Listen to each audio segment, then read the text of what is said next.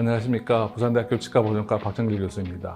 오늘은 지난 시간에 이어 글래스아이노머 재료에 대해서 더 심도 깊게 알아보도록 하겠습니다. 오늘은 RMGI, 레진 모디파이드 글래스아이노머에 대해서 살펴보도록 하겠습니다. 처음에 이 재료는 라이너로 개발했습니다. 전통적 글래스아이노머에 레진 성분을 첨가함으로써 광중압이 가능하게 하였고 물성도 좀 더 향상시켰습니다.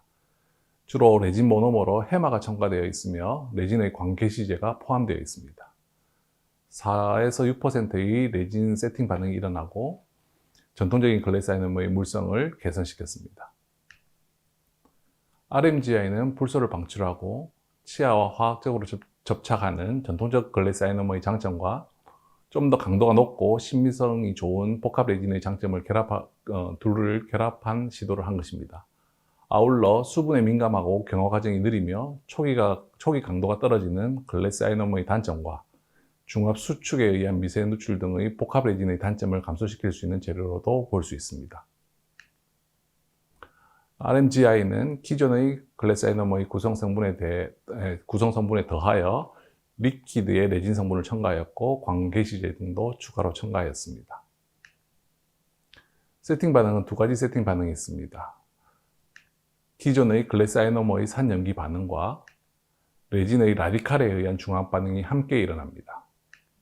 레진의 중합 반응은 캄프로키논의 광개시제에 의한 광중합 반응과 벤질 포록사이드와 아민에 의한 자가중합 반응이 있습니다. 결국 RMGI는 프리라디칼에 의한 레진의 중합 반응이 첨가됨으로 인해서 초기 경화를 빠르게 진행할 수 있지만 완전한 최종 경화는 오랜 시간이 걸립니다. 이것은 산염기 반응이 계속적으로 늦게 일어나고 전통적인 글래스아이노머의 경화 과정에 있었던 산염기 반응이 없어진 것이 아니라 계속 진행되기 때문입니다. 참고로 복합 레진의 중합은 광중합과 자가중합에 의하며 각각의 개시제와 액티베이터에 의해서 프리라디칼이 형성되고 이거는 부가중합 반응 과정으로 중합이 완성이 됩니다. 앞서 설명드린 것처럼 레진의 광중합과 자가중합 반응이 일어난다 하더라도 기존의 산염기 반응이 완성되기까지는 완전한 경화가 일어나지 않았기에 완전한 물리적 특성은 이러한 산염기 반응이 완성된 이후에 달성된다고 볼 수 있습니다. 이 RMGI 경화 반응의 모식들을 보시면 전통적 GI 구성 성분에 레진계 구성 성분인 해마가 첨가되어 기존의 산염기 반응 외에 레진계 경화 반응이 추가되어 있는 모식도를 볼 수 있습니다.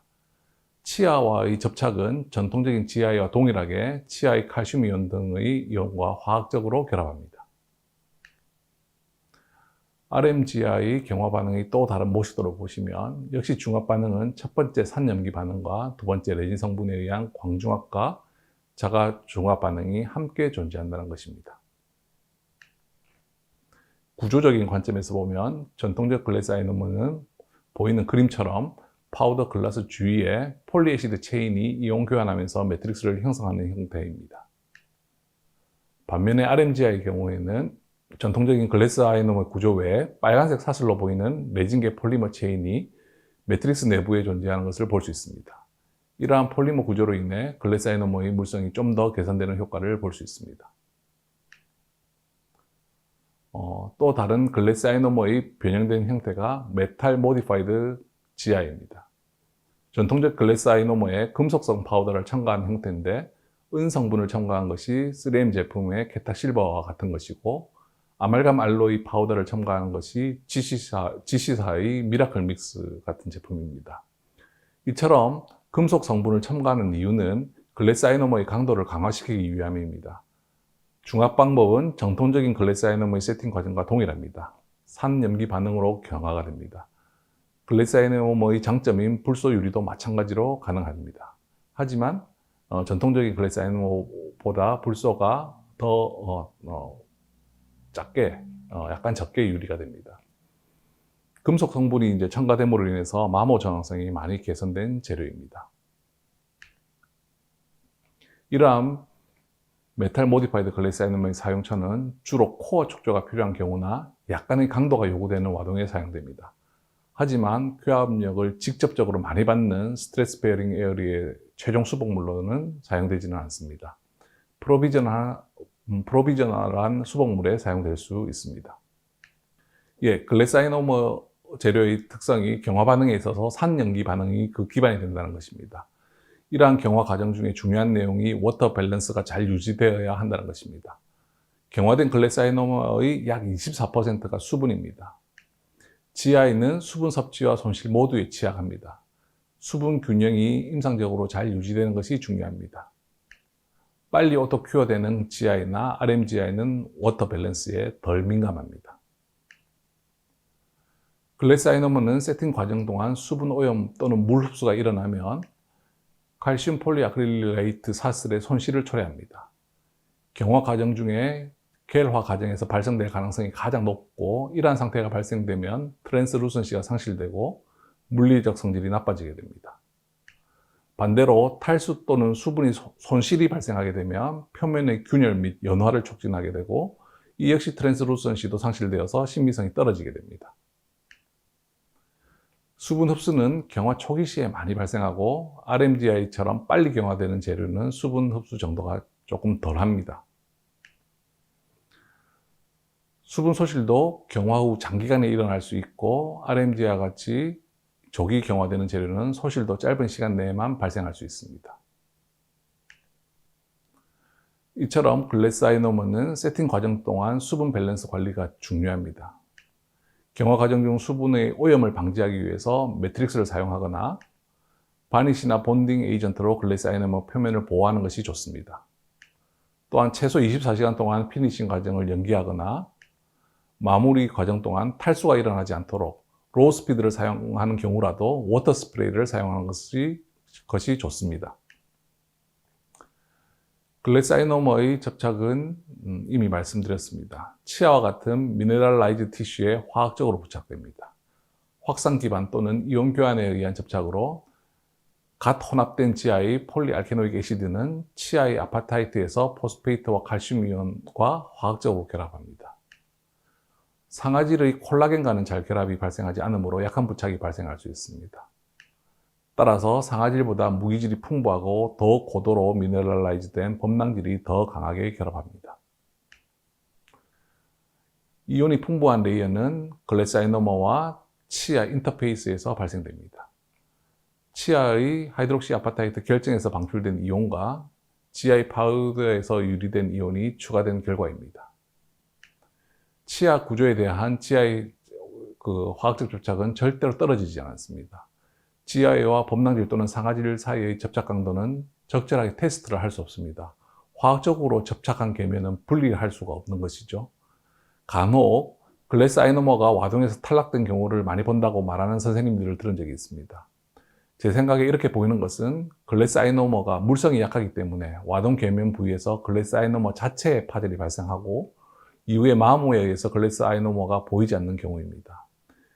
GI는 접착 실패가 발생하는 것이 아니라 응집 실패, 즉 코헤시브 페일리어가 발생하게 되고, 이온 인리치드 레이어는 치아 표면에 남아 있습니다.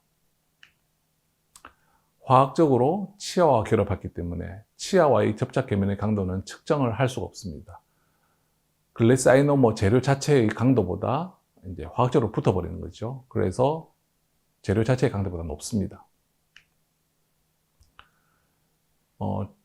전통적인 GI는 치아의 하이드록시 아파타이트의 칼슘 이온과 GI 카르복실기와 이온 결합하는 것입니다. RMGI도 마찬가지로 이온 교환에 의한 화학적 결합입니다. 레진 접착처럼 레진 모노머 침투에 의한 하이브리드 레이의 존재에 대해서는 논란이 있긴 하지만 레진의 접착 기전으로 RMGI가 치아에 결합하는 것은 아닙니다. 글래스 아이오노머의 파우더의 글래스 혹은 치아의 하이드록시 아파타이트의 칼슘 등의 무기질과 이온 교환에 의한 접착이며, 말씀드린 것처럼 무기질이 더 풍부한 범랑질이 상아질보다 더 강하게 접착할 수 있습니다. 다음 사진은 주사 현미경 사진으로 치아와 글래사이노머의 계면에 이온 인리치드 레이어를 보여주고 있습니다. 치아의 와동을 형성한 이후에 글래사이노머를 사용하기 위해서는 접착을 위한 전 단계가 필요합니다. 화학적 접착에는 깨끗한 치아 표면이 필요합니다. 10%의 폴리아크릴릭 애시드를 도포해서 치아 표면을 컨디션하거나 도말층을 제거해야 합니다. 컨디셔닝 이후 혹시나 남아있는 폴리아크릴릭 애시드는 글래스 아이노머의 경화 반응을 손상시키지는 않습니다. 따라서 글래스 아이노머 수복 전에 치아를 처리한 용액으로는 반드시 폴리아크릴릭 애시드를 사용하셔야 됩니다. GI를 적용하기 전에 포스포릭 애시드인 에천트로 애칭을 하시면 안 됩니다. 이 샘 사진은 폴리아크릴릭 애시드로 표면을 컨디셔닝한 이후의 치아 표면을 나타내고 있습니다. 치아 표면의 스미어 레이어, 즉 도말층만 제거되고 치아의 무기질은 탈해되지 않습니다. 반면에 이 샘 사진은 포스포릭 애시드로 덴틴을 애칭한 표면입니다. 스미어 레이어는 물론 제거되었지만 치아의 무기질도 탈해시켜서 표면이 거칠고 상하세간이 열려있는 모습을 보입니다. 글래스 아이노머는 이런 치아에 있는 무기질의 칼슘과 이온 반응을 해야 되는데 이처럼 치아를 애칭하게 되면 칼슘을 포함한 무기질이 아예 빠져나가서 제거가 되므로 글래스 아이노머의 접착에는 매우 불리하게 됩니다. 따라서 글래스 아이노머 수복 시에는 치아를 애칭하시면 안 되고 반드시 약산인 폴리아크릴릭 애시드로 컨디셔닝 하셔야 됩니다. 전통적인 글래스 아이노머나 RMGI 모두 동일하게 폴리아크릴릭 애시드로 컨디셔닝 할 수 있고 RMGI인 경우 같은 경우는 레진 성분이 존재하기 때문에 레진처럼 치아에 접착제를 도포한 후에 수복도 가능합니다. 치아의 범랑제가 상아지를 폴리아크릴릭 애시드로 컨디셔닝 한 것과 안 한 것의 결합력 차이는 크게 납니다. 글래스 아이노머를 수복하기 위해서는 반드시 치질에 폴리아크릴릭 애시드로 컨디셔닝하는 것이 매우 유용합니다. 다음은 글래스 아이노머의 물리적 특성과 특징에 대해서 하나씩 알아보도록 하겠습니다. 아래의 목차 내용대로 살펴보도록 하겠습니다. 먼저 불소 유리에 대해 알아보도록 하겠습니다. 글래스 아이노머는 불소를 방출하고 흡수할 수 있습니다. 불소는 파우더인 글래스에서 유리된 이온들 중에 불소가 있고 그것이 플럭스로 이용되며 매트릭스에 결합되어 묶여 있지 않습니다. 글래스 아이노머 수복 직후에 불소 방출이 매우 많이 일어납니다. 초기에는 매우 높은 수준으로 불소 방출이 일어나다가 이후 2-3개월에 걸쳐 지속적으로 낮은 수준으로 불소가 방출됩니다. 글래스 아이노머에서 방출되는 불소가 고갈되면 불소 도포나 불소 양치 등의 외부적 불소 공급에 의해서 지하의 불소를 재충전할 수 있습니다. 글래스 아이노머는 이러한 불소 유리의 영향으로 인해서 우식 억제에 명백한 이점을 가집니다. 수복 초기에 매트릭스에서 신속한 불소의 조기 방출과 글라스 입자로부터 느리고 장기적인 방출이 글래스 아이노머의 물리적 특성을 손실시키지는 않습니다. 손실을 초래하지는 않습니다. 이 불소가 매트릭스 형성에 참여하지 않기 때문입니다. 정통적인 GI나 RMGI 모두 유사한 불소 방출량을 보입니다. 이제 글래스 아이노머에서 불소가 방출되는 메커니즘을 모식도로 자세히 보겠습니다. 글래스 아이노머의 파우더와 리퀴드가 반응하는 동안 글래스 표면의 약 15%의 알루미노 실리케이트 분말 입자가 용해되어서 매트릭스를 형성하고 경화되는 데 필요한 이온들을 방출하게 됩니다. 동시에 불소도 방출되어서 하이드로겔로 남아있게 됩니다. 수복된 글래스 아이노머 외부 환경은 불소 농도가 낮거나 전혀 없기 때문에 불소가 방출되는 원동력은 삼투압에 의한 불소의 외부 확산입니다. 모든 매트릭스 내의 불소 이온은 약 24시간 동안 약 20ppm 정도 수준으로 글래스 아이노머에서 방출이 됩니다. 그 이후에는 분말 입자 안에 남아있는 불소가 있습니다. 분말 입자에서 불소의 방출은 매우 느리고 천천히 발생하며 매우 낮은 농도 1에서 2ppm으로 서서히 방출됩니다. 불소 유리를 도표로 보면 초기에는 매우 높은 농도로 유리된 이후에 낮은 농도로 지속적으로 유리되게 됩니다.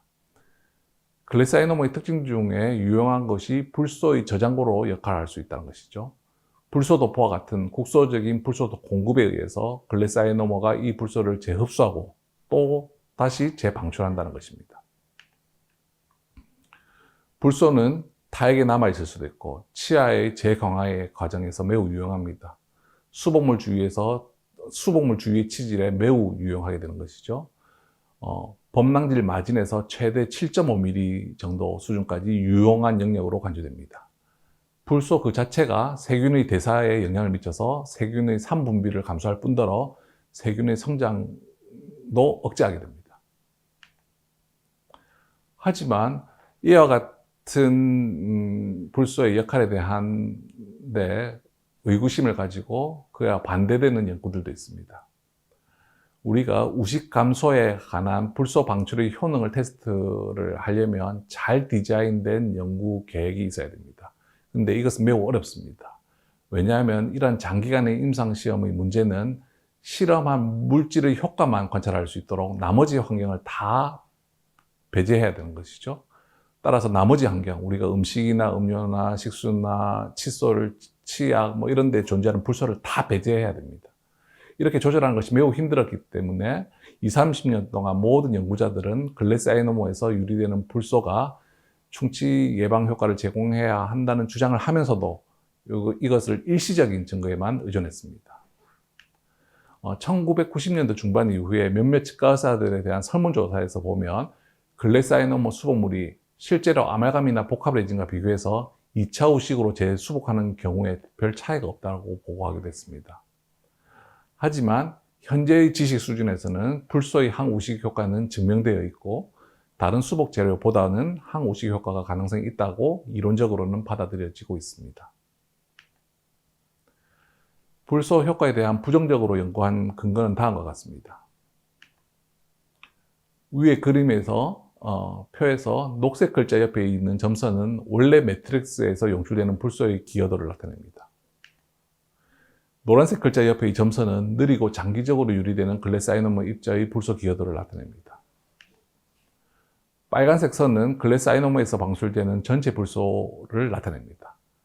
단순히 불소 이온을 방출하는 과정이 우식 상태를 멈추는 상태로 만드는 것은 아닙니다.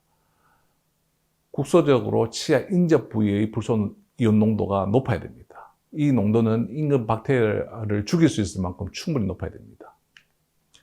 임상적으로 영향을 미치는 데 필요한 수준의 불소 농도의 추정치는 약 10에서 15 ppm 정도입니다. 장기적으로 글래사이노모 입자에서 유리되는 불소 이온의 평균 농도가 매우 낮기 때문에 이러한 물질에 대한 생물학적 이점은 거의 없다고 주장하는 이들이 있는 것입니다. 과거의 글래사이노모 표면에 과거로부터 글래사이노모 표면의 외부 불소 이온에 노출시켜서 재료를 재충전하려는 노력이 있었습니다. 아까 재충전하는 방법은 삼투압의 변화를 이용하는 방법이죠. 외부의 농도가 내부보다 높으면 불소 이온이 밖에서 안으로 이동합니다. 이를 가능하게 하는 가장 좋은 방법이 불소 함유 치약, 불소 구강 세정제 또는 불소 국소 도포를 이용하는 것입니다. 이것은 일시적으로 불소 농도를 증가시킵니다. 하지만 이것은 곧 다시 원래 수준으로 돌아갑니다. 이렇게 짧은 시간 동안 불소 농도를 증가시키는 것은 우식 예방 효과로 임상적으로 효능이 있는 것으로 간주하기는 애매한 부분이 있다고 제시하기 때문에 이러한 불소 효과에 대한 부정적인 연구의 근거를 삼기도 합니다.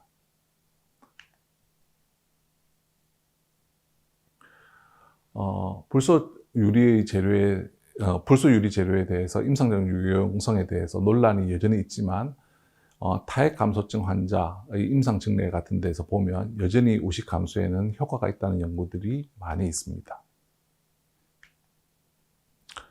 두 번째로 살펴볼 물성은 생체 적합성입니다. 글래사이노모는 지은 조직에 매우 안정적이고 적합성이 있습니다. 플라그는 이 지하의 표면에서 활발하게 번성하지 못합니다. 치수에 대한 반응도 매우 호의적입니다. 갓 혼합된 지하에는 pH가 매우 낮습니다. 혼합 5분 후에 pH가 2.0, 10분 후에는 3.0 정도입니다. 하지만 적절한 두께의 상아질이 완충 역할을 하게 됩니다.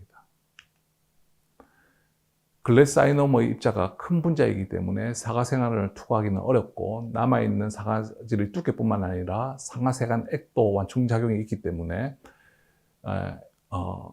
그렇고 또 글래사이노모에 사용되는 애시드는 상대적으로 약산이고 치아와 화학적으로 접합해서 미세 누출이 최소화됨으로써 치수의 자극이 최소화될 수 있습니다. 아울러 불소이온의 효과 같은 항균 활성이 있기 때문에 치수 자극에 대한 반응이 유리한 특징을 가지고 있습니다. 다음은 용해도입니다. 글래사이노머는 경화 반응이 느리게 진행되므로 경화 초기 단계에서는 용해도가 높습니다. 이 단계에서는 습기로부터 충분한 보호가 필요합니다.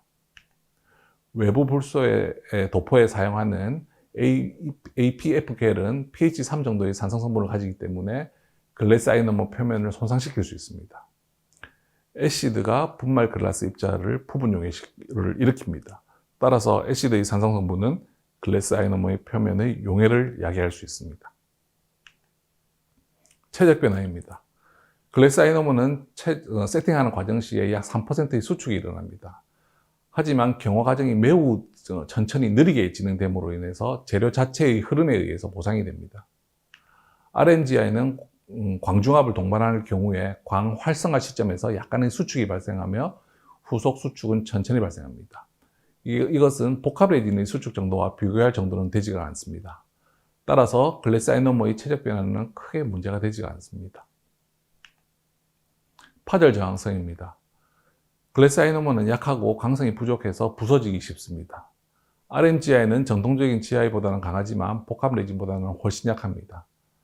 따라서 과도한 하중이 가해질 수 있는 곳에서의 사용은 피하는 것이 좋습니다. 마모 저항성입니다. 파절 저항성과 마찬가지로 글래사이노머는 내마모성이 약합니다. RMGI나 메탈 모디파이드 GI는 일반 전통적인 GI보다는 내마모성이 우수하지만 복합 레진과는 비교 불가합니다. 따라서 응량이 많이 집중되는 교환면에 사용하기는 적합하지가 않습니다. 열팽창 개수입니다. 글래사이노머의 열팽창 개수는 치아와 유사한 열팽창 개수를 가집니다. 색과 트랜스루선시입니다. 전통적인 GI나 RMGI 칼라 매치나 트랜스루선트는 임상적으로 어느 정도 적절할 수 있습니다. 하지만 경화하는 과정 중에 수분 오염이나 탈수 등은 신미성을 심하게 훼손시킬 수 있습니다. 또 RMGI는 시간이 지남에 따라서 조금 어두워지는 경향이 있습니다. 빠르게 중합되는 재료는 적절한 트랜스루선시가 부족합니다. 또한 불소 함량이 높을수록 트랜스루선시가 감소합니다. 방사선 불투과성입니다. 대부분의 요즘 GI나 RMGI 재료는 방사선 불투과성을 가집니다. 과거 일부 자가중합 글래사이노머 시멘트 중 방사선 투과성 재료들이 있었습니다. 하지만 스트론튬 바륨 같은 이런 금속성 성분이 추가되거나 대체되어서 지금은 대부분의 재료들이 방사선 불투과성을 나타내고 있습니다. 글래사이노머와 레진 사이의 여러 재료들을 비교해보면 강도와 신미성은 레진 쪽이 우수하지만 불소 유리와 같은 항우식성 특징은 글래사이노머 쪽이 우수합니다. 복합 레진과 글래사이노머 사이에 존재하는 또 다른 재료가 콤포머라는 재료입니다. 콤포지트와 글래사이노머의 앞뒤 글자를 조합해서 콤포머라는 용어가 생겼습니다. 콤포머의 다른 이름은 폴리애시드 모디파이드 콤포지트 레진입니다. 레진의 일종으로 생각하시면 될 것 같습니다. 매트릭스는 레진의 모노머인 디메타아크릴레이트 모노머이고 필러가 글래사이노머의 분말에 해당되는 이온이 영출되는 글라스입니다. 경화 반응은 복합 레진의 중합과 동일하게 프리라디칼에 의한 중합이고 글래사이노머와 같은 치아와의 화학적 결합은 존재하지 않습니다. 불소 유리에 있어서도 필러 분말에만 존재하는 불소의 이온에 의존하기 때문에 낮은 수준으로만 유리됩니다. 상하세간의 수분으로 인해서 딜레이드된 산염기 반응이 존재한다고 하지만 경화나 접착에 있어서 별 영향을 주지를 않습니다. 콤포머로 시판된 재료는 수복용이거나 시멘트용으로 여러 제품들이 출시되었으나 현재는 거의 사장되는 재료가 되었습니다. 콤포머의 상대적인 비교를 살펴보면 글래사이노머보다는 심미적이고 기계 전문성이 우수하고 레진보다는 불소가 일부 유리되는 장점이 있지만 이것은 반대로 상대적인 단점으로 연결됩니다. 단점으로는 복합 레진보다 기계성 물성이 떨어지고 글래사이노머보다는 불소 유리가 적고 치질과 화학적으로 결합하지 않는 것을 꼽을 수 있습니다. 결국 글래사이노머와 복합 레진 사이에 어중간한 위치를 차지하고 있습니다. 이런 콤포머의 적응적으로는 글래스 아이노머보다는 신비성이 필요한 경우나 3급 또는 5급의 스트레스가 적은 곳이거나 소아치과 영역인 유치에 사용할 수 있습니다. 금기증으로는 교합력이 많이 작용하는 1급, 2급 같은 스트레스 베어링 에어리에는 곤란하고 접착제가 필요하므로 격리가 불리한 곳에는 삼가는 것이 좋습니다. 또 다른 분류인 지오머에 대해서 살펴보겠습니다. 이 역시 레진 기반의 수복제입니다.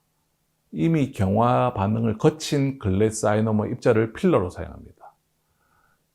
이 재료의 경화는 레진 중합 반응인 프리라디칼 폴리머리제이션이며 치아와 화학적 결합을 하지 않습니다.